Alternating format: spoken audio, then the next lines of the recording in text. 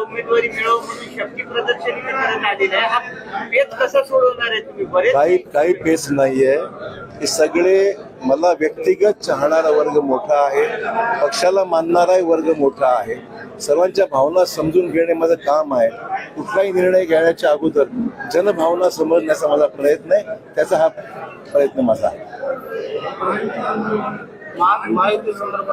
युतीसाठी आमचे सहकारी जाऊन भेटले आहेत. शिवसेनेच्या लोकांना चर्चा काही झालेली आहे.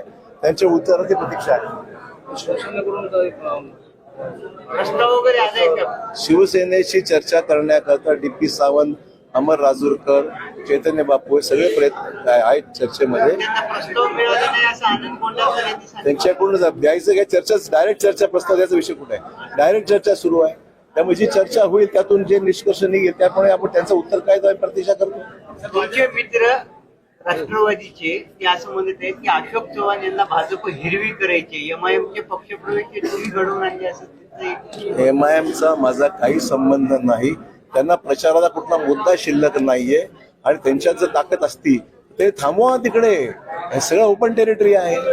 आज निवडणुकीसाठी कोणालाही कुठल्याही भागात जाता येतं, पक्षात माणसं घेता येतात, त्यांनी जावा प्रयत्न करावे. आमचा MIMचा काडीचाही संबंध नाही.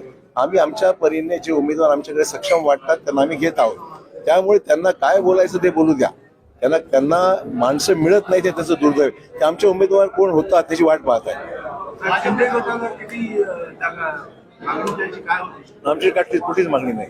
भाजपकडे राष्ट्रवादीची कुठलीही मागणी नाही. चर्चा असं काय आहे? काही अंतर्गत गोष्टी मला बाहेर सांगता येत नाही.